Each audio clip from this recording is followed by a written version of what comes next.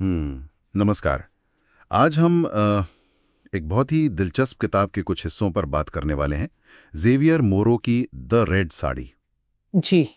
और ये अंश अनुवादित हैं, लेकिन ये हमें सोनिया गांधी के नज़रिए से एक बहुत शक्तिशाली राजनीतिक खानदान की कहानी का मानवीय पहलू दिखाते हैं। हाँ, एक बाहरी व्यक्ति की आंखों से। और क्योंकि ये एक जीवनी है, तो जाहिर है फोकस सोनिया गांधी के जीवन पर, उनके अनुभवों पर, उनके विचारों पर ज्यादा रहेगा। बिल्कुल। और जो बात इन अंशों को मेरे ख्याल से खास बनाती है, वो ये है कि ये सिर्फ एक व्यक्ति की कहानी नहीं है। ये नियति, निजी फैसलों, परिवार की विरासत के बोझ और राजनीतिक मजबूरियों के बीच बुनी एक जटिल कहानी लगती है, जैसा इन हिस्सों में उभर कर आता है।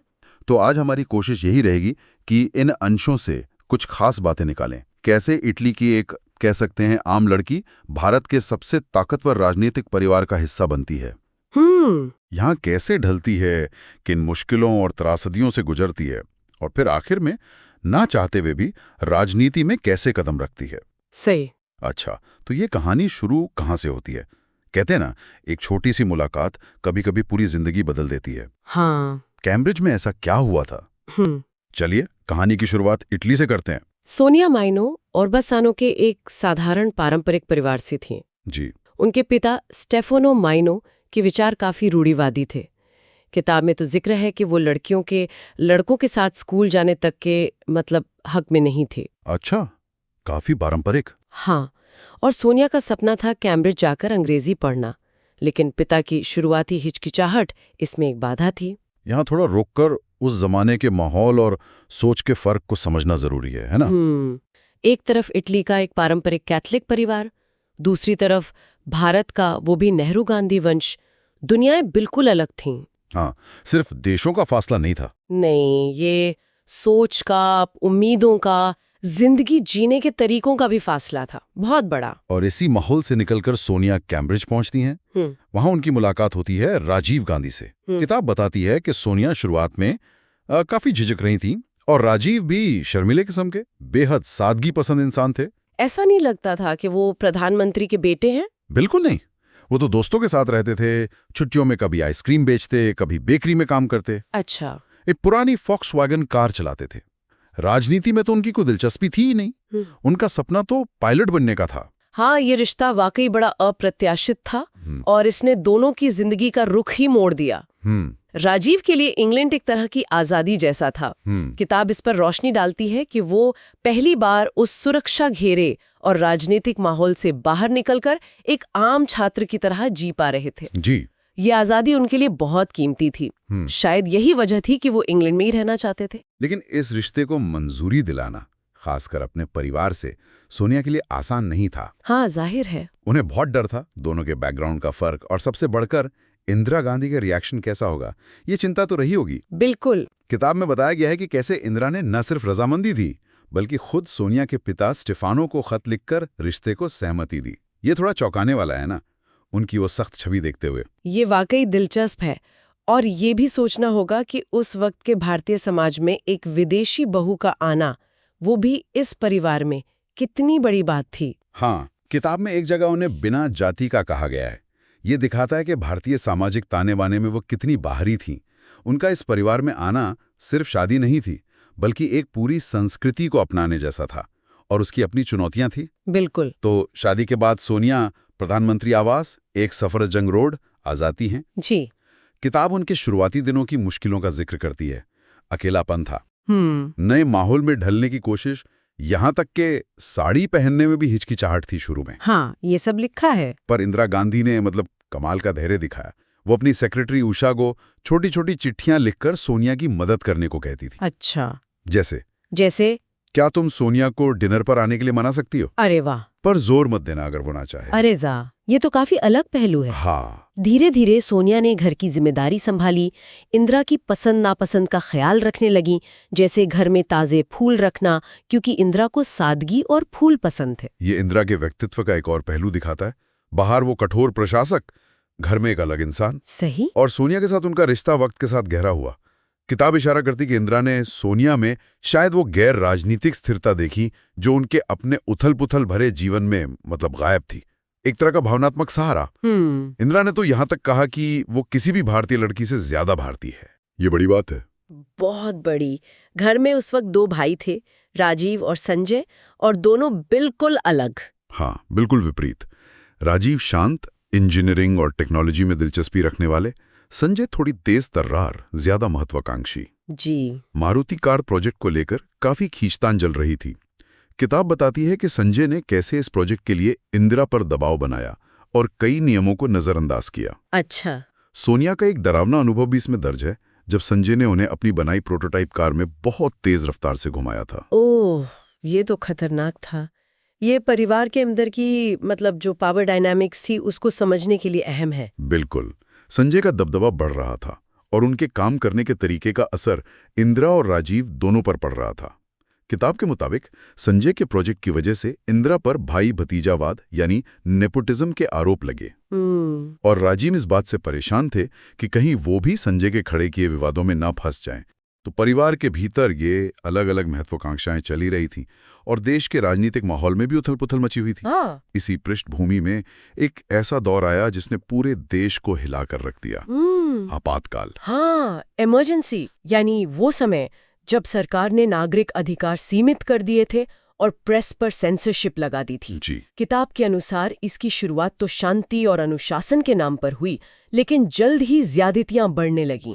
खासकर संजय गांधी के नेतृत्व में चलाए गए नसबंदी कार्यक्रम ने बहुत बदनामी करवाई। हाँ, उसका जिक्र है। सोनिया और राजीव इन सब चीजों से चिंतित थे और कोशिश करते थे कि इन घटनाओं से दूरी बनाए रखें। किताब में इंदिरा के डर का भी जिक्र है और जेपी नारायण जैसे नेताओं के बड़े विरोध का भी। जी। ये दौर परिवार के अंदर भी तनाव ला रहा था, क्योंकि संजय की ताकत और उनका वो बिना रोक-टोक काम करना वो चिंता बढ़ा रहा था। व्यक्तिगत रिश्तों पर भी असर डाल रहा था और इसी दौरान परिवार में एक और सदस्य का आगमन हुआ, मेनका, संजय की पत्नी। हाँ, संजय की शादी मेनका आनंद से हुई।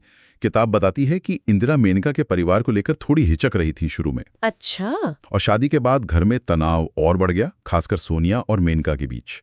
किताब में मेनका के व्यवहार, जैसे घर के नौकरों के साथ उनका बर्ताव, इसका उल्लेख है। संजय की हवाई दुर्घटना में मौत के बाद ये टकराव खुलकर सामने आ गया। हाँ, वो दुखद घटना। मेनका संजय पर एक किताब लिख रही थी, उसकी भूमिका को लेकर इंदिरा से उनका झगड़ा हुआ। फिर लखनऊ में इंदिरा की मर्जी के खिलाफ भाषण देने पर मामला इतना बड़ा कि एक तीखी बहस के बाद इंदिरा ने मेनका को आधी रात को घर से निकाल दिया। ओह, ये तो बहुत नाटकीय मोड़ था। ये परिवार के भीतर सत्ता और नियंत्रण की लड़ाई का एक दुखद उदाहरण है। हाँ। किताब में इंदिरा की एक चिंता का जिक्र है, 2 दुर्गा एक छत के नीचे कैसे रह सकती हैं। ये दिखाता है कि घर का माहौल कितना बिगड़ चुका था, जहां 2 मजबूत इरादों वाली महिलाओं के लिए साथ रहना मुश्किल हो गया था। एक त्रासदी के बाद दूसरी। कुछ ही साल बाद इंदिरा गांधी की हत्या कर दी गई। जी। ऑपरेशन ब्लू स्टार यानी अमृतसर के स्वर्ण मंदिर में सेना भेजने की कार्रवाई के बाद उन्हें लगातार जान से मारने की धमकियां मिल रही थीं। हाँ, माहौल बहुत तनावपूर्ण था। और विडंबना देखिए, उनके अपने ही सिख सुरक्षा गार्डों ने उन पर गोलियां चला दी। ये अविश्वसनीय था। इस घटना ने देश को हिला दिया और राजीव गांधी पर प्रधानमंत्री बनने का भारी दबाव आ गया। ये सिर्फ एक राजनीतिक हत्या नहीं थी, ये परिवार के लिए एक जबरदस्त भावनात्मक आघात था। राजीव, जो हमेशा राजनीति से दूर भागते थे, अचानक खुद को देश का सबसे ऊंचा पद पर पाते हैं, वो भी इतने दुखद माहौल में। राजीव बिल्कुल तैयार नहीं थे, नहीं वो चाहते थे, बिल्कुल नहीं। सोनिया ने भी इसका पुरजोर विरोध किया था। उन्होंने राजीव से कहा था, किताब के अनुसार मेरे लिए तुम्हारा राजनीति में जाना जेल जाने जैसा होगा। लेकिन पार्टी का दबाव, परिवार की विरासत का हवाला, उनके चाचा ने उन्हें समझाया कि उनके परिवार ने देश के लिए कुर्बानियां दी हैं, अब उनकी जिम्मेदारी है। हाँ, वो दबाव बहुत ज्यादा था। राजीव मिस्टर क्लीन की छवि के साथ सत्ता में आए। उन्होंने कुछ अच्छे बदलाव भी किए, जैसे लाइसेंस राज को थोड़ा आसान किया। जी। लेकिन उनका कार्यकाल चुनौतियों से भरा रहा। बहुत ज्यादा। हाँ, चुनौतियां बड़ी थीं। बोफोर्स घोटाला सामने आया। हाँ, बोफोर्स, जो हथियारों की खरीद से जुड़ा एक बड़ा भ्रष्टाचार का मामला था और जिसने उनकी मिस्टर क्लीन छवि पर दाग लगाया। बिल्कुल। फिर श्रीलंका में शांति सेना भेजने का फैसला, वो एक बड़ी रणनीतिक भूल साबित हुई। हाँ, IPKF। और 1984 के सिख विरोधी दंगे उनके प्रधानमंत्री बनने के तुरंत बाद हुए, जिस पर उनकी सरकार की प्रतिक्रिया की काफी आलोचना हुई। उनकी राजनीतिक अनुभवहीनता साफ नजर आ रही थी। किताब तो यहाँ तक कहती है कि उनकी शराफत और वो भरोसा करने की आदत ही शायद उनकी राजनीतिक कमजोरी बन गई।